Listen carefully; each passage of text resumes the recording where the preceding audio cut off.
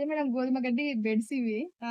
ఇంకా నేను వేసుకున్న తర్వాత కట్ చేసిన తర్వాత మిడ్ నైట్ ఇదంతా మీరు కంపోస్ట్ చేసి మొక్కలకి బాగా యూజ్ చేస్తారని తీసుకొచ్చాను మేడం మీకోసం. ఓకే. ఇవి గోధుమ గడ్డి బెడ్స్ అండి. గోధుమ గడ్డి ఎలా యేసుకుంటున్నావు మహాలక్ష్మి? ఎట్లొచ్చింది ఐడియా నీకు వేసుకోవాలని? అదే మేడం మిమ్మల్ని చూసి ఇన్‌స్పైర్ అయినా మేడం నేను.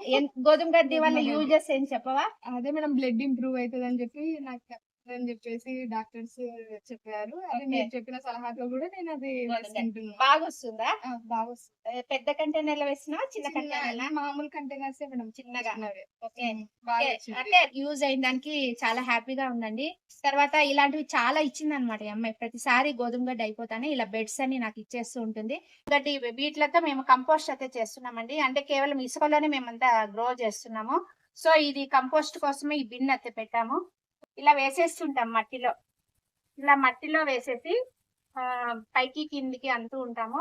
సో, ఇదంతా కూడా మనకి కంపోస్ట్ అయిపోతుందండి. ఇలా వచ్చిన వేస్టేజ్‌నంతా ఇలా నేను ఇక్కడ టబ్ పెట్టుకున్నానండి. ఈ టబ్‌లో ఇలా వేసేస్తూ ఉంటాము. వేసేసిన తర్వాత మనకిప్పుడు బాగా అంటే ఒక నెల, 2 నెలలకంతా బాగా కంపోస్ట్ అయిపోతుంది. అప్పుడు మొక్కలకి నేను ఇట్లా పిడికిడి, పిడికిడి 2 పిడికిలు గుప్పెడు, గుప్పెడు అట్లా ఇచ్చేస్తూ పోతూ ఉంటాను. ఈ విధంగా మనము కంపోస్ట్ అనేది తయారు చేసుకోవచ్చు. Thank you so much.